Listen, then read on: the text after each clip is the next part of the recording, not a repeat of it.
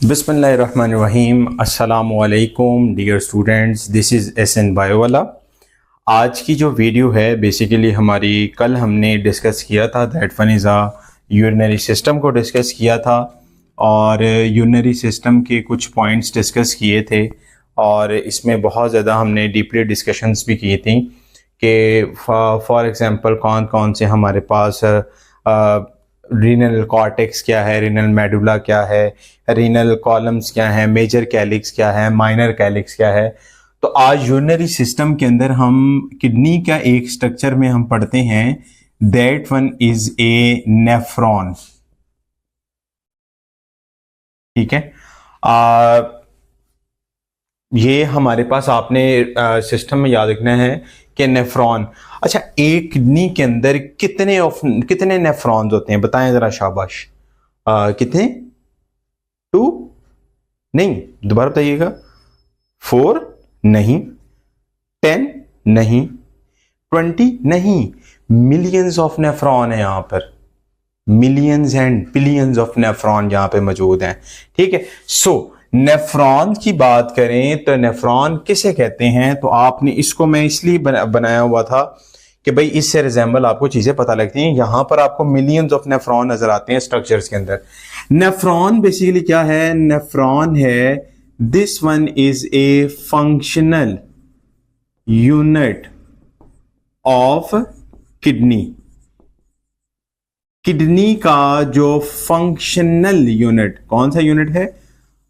Functional unit जो है उसे हम कहते हैं that is a structural and functional unit of kidney, this is called nephron. ठीक है, अब नेफ्रॉन की कुछ टाइप्स हैं, जैसा मिसाल के तौर पर सबसे नंबर फर्स्ट पे बात करें तो हमारे पास आ जाता है कॉर्टिकल और नंबर 2 पे आ जाता है जक्स्टा मेडुलरी। ठीक है, अब हमने इसकी जो विद रिस्पेक्ट टू आपके पास एक्सप्लेनेशन है इस शॉर्ट क्वेश्चन की, आपके पास स्क्रीन पर शो हो रही होगी। उसमें से आपने कोई से 8 या 7 जो हैं इसमें से आपके पास गिवन होंगे, उनमें से आपने 4 एग्जैक्टली अपने याद करने, क्योंकि लोअर बोर्ड के अंदर जरूरी है कि आप फॉर एग्जांपल उसमें से किसी चीज की भी गलती कोताही ना हो सके। ठीक है, ये कॉर्टिकल नेफ्रॉन कितने परसेंट है? दिस वन इज 85%, जबकि जक्स्टा मेडुलरी है 15%। ठीक है, 85%। एक आपने बात वहां पर पढ़नी है जो कि आपकी बुक में लिखा हुआ है, type 1 which is arrange along the cortex which is arrange along the medulla. ठीक है, that is called cortical and juxta medullary. इसमें आपने याद रखना है इसका जो जीएस से याद रखिएगा, जर्नल साइंस। ग्लोमेरुलस साइज जो है इसका क्या होता है? वो होता है जी स्मॉल। क्या होता है? स्मॉल। और असेंडिंग लिम्ब जो है दैट वन इज ए, यहां पर हमें नजर आती है थिक। ये भी बात याद रखनी है। रेट ऑफ फिल्ट्रेशन यहां पे क्या होता है? स्लो। अब आपने AL एल्यूमिनियम से, AL से आप लिख सकते हैं जो भी एक गिवन आप उसकी एक बना लीजिएगा, आपको इजीली याद हो जाएगा। या RF से रऊफ से याद रखिएगा, AL से Alina.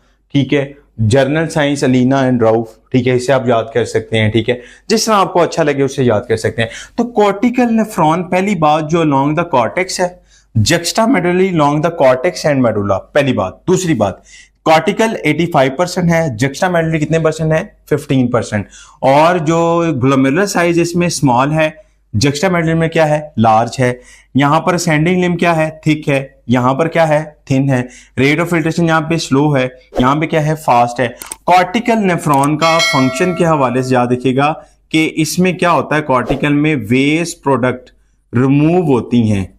Removal of waste function क्या है? Waste product removal. हम कहते हैं कि उसकी रिमूवल होना है बॉडी से। ठीक है, और यूरिन के जरिए एक्सक्रीट आउट हो जाएगा थ्रू यूरिनेशन हम कह दें। और जबकि यहां पर हम we can determine the 2 type of the concentrated और डाइल्यूट यूरिन। कंसंट्रेटेड और मेनली जो है इसका जो ताल्लुक है CC, counter current multiplier mechanism. ये बहुत डीपली डिस्कस करें ना टॉपिक, इसको डिस्कस भी करेंगे। स्ट्रक्चर के अंदर अगर देखें, ठीक है, अब मैं स्ट्रक्चर थोड़ा सा समझाना भी है, इस वजह से मैं थोड़ा सा ये व्हाइट बोर्ड यहां से रेज कर देता हूं। ठीक है जी, ये हमने यहां से कर लिया जी, क्या कर लिया, रेज कर लिया, ये हो गया है। अब किडनी के नेफ्रॉन का structure, that is important long question भी है, इसको आपने याद रखना है, पेपर के हवाले से इंतहाई इंपॉर्टेंट भी आ जाता है। अब उसमें कुछ पॉइंट्स हैं आपने जो याद रखने हैं। सबसे नंबर फर्स्ट के ऊपर बॉम्बन कैप्सूल एंड ग्लोमेरुलस, उसके बाद एफरेंट एंड इफरेंट आर्टरी और पेरिटेबुलर कैपिलरीज और वाजा रेक्टा। ठीक है, अब सबसे पहले जो आपके पास स्ट्रक्चर है, ठीक है, उस स्ट्रक्चर को मैं बनाने लगा हूं लाइक दिस वन। आपने सबसे पहले एक कपनुमा स्ट्रक्चर बना लिया, यहां से उसको आपने क्या कर देना है, इनक्लोज कर लिया। इनक्लोज करने के बाद यहां से प्रोक्सिमल, ठीक है, और इसको आपने एंड के ऊपर हमारे पास क्या है, डिस्टल डीसीटी कन्वर्टेड ट्यूब्यूल। यहां पर जाके देखते हैं तो यहां पर क्या होता है, यहां पर हम उसको डायरेक्शन के अंदर कलेक्टिंग डक्ट बना देते हैं। ठीक है, अब यहां पे आप देखें कि यहां पर आपको क्या नजर आ रहा है, this one is a glomerulus. ठीक है, first of all this one is a glomerulus. Glomerulus क्या होता है, ग्लोमेरुलस होता है ball of capillaries, ball of capillaries, यानी कैपिलरीज की जो बॉल है जिसमें से आर्टरियोल ने निकलना है। मिसाल के तौर पर यहां से एक तो आर्टरी आ रही है और एक यहां से जा रही है, जो बाद में जाकर इसको ऊपर नेफ्रॉन के ऊपर जाएगी, जिसको हम पेरिटेबुलर कैपिलरीज कह देंगे। ठीक है, और वाजा रेक्टा क्या होती है, ये बेसिकली जक्स्टा मेडुलरी नेफ्रॉन के अंदर। वाजा रेक्टा क्या होती है कि बहुत ज्यादा जो ट्यूब्यूल हैं एफरेंट और इफरेंट से निकलने वाली, वो एक क्वाइलिंग की तरह, उस हेलिकल फॉर्म की तरह चले जाती है इस नेफ्रॉन के स्ट्रक्चर के ऊपर, जिसे हम वाजा रेक्टा कहते हैं। ठीक है, और इंटरस्टिशियल फ्लूइड, ये वाजा रेक्टा हम डीपली डिस्कस करेंगे काउंटर कन्वर्टिंग मैकेनिज्म में। अब ये जो आने वाली है इसको हम कहते हैं that is called efferent. Efferent, ये जाने वाली है इसको हम कहते हैं ईफेरेंट। ए का आना, ई से एग्जिट, ई से एग्जिट, दोबारा देख लीजिएगा, ए से आना, ई से एग्जिट। ठीक है, अब इसके ऊपर भी बॉल्स ऑफ कैपिलरीज, यहां पर भी कैपिलरीज हैं। ठीक है, खैर अब हम डिस्कस करते हैं। यहां पर जो सबसे पहले है ये एक लूप ऑफ हेनले जो नीचे की तरफ जा रही है, जिसे हम कहते हैं डिसेंडिंग। क्या कहते हैं, डिसेंडिंग। यहां से ऊपर की तरफ जा रही है, ये कहते हैं एसेंडिंग। क्या कहते हैं, एसेंडिंग। और ये वाली जो है this one is a U shape, U shape loop of Henle, loop of Henle. अब ये जो आखिर में एक डक्ट्स नजर आ रही हैं, ये लूप ऑफ हेनले, ये वाला पोर्शन लाता है डीसीटी और ये वाला कहलाएगा पीसीटी अकॉर्डिंग टू फिजियोलॉजी। ये जो डक्ट है this one is a collecting duct. अब यहां पर आपने ये चीजें डिस्कस कर ली, अब आगे जाके थोड़ा डिस्कस करते हैं कि वो कन्वुलेटेड। पहला पार्ट आपने बोमन कैप्सूल लिख दिया। बोमन कैप्सूल एक cup shape, it is a cup shape structure in which the ball of capillaries that is a glomerulus. Blood supply के अंदर देखेंगे afferent and efferent. The artery which is enters into the glomerulus, this is called afferent, and which can leave the nephron, that is basically efferent. Many efferent arterioles combine and can form the capillaries, and there is a peritubular capillaries. In juxtamedullary, many efferent arterioles that can form the vasa recta. Vasa recta formation के अंदर है. और उसका second point, पहला point आपने Bowman capsule and glomerulus, second point converted tubule.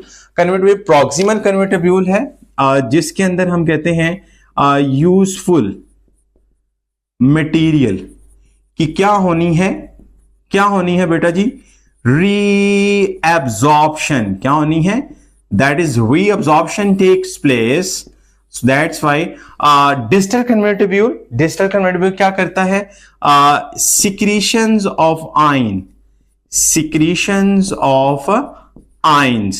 ions की secretion को maintain करना, to maintain the secretion of ions करवाएगा, to maintain the pH of urine, ताकि यूरिन की पीएच को क्या किया जा सके, मेंटेन किया जा सके। ठीक है, अब लूप ऑफ हेनले की बात करेंगे तो लूप ऑफ हेनले में एक आती है असेंडिंग और दूसरी आती है डिसेंडिंग। एसेंडिंग का मतलब है कि जो फिल्ट्रेट का डाउनवर्ड मूव करना, in which the filtrate moves downward. और एसेंडिंग का मतलब है जिसमें फिल्ट्रेट ऊपर की तरफ मूव करेगा, अपवर्ड। और डिसेंडिंग जिसमें फिल्ट्रेट डाउनवर्ड मूव करेगा। इसके बाद लूप ऑफ हेनले से होता हुआ चले जाएगा किसमें, that is the collecting duct. और कलेक्टिंग डक्ट में it's means that can lead to the formation of urine.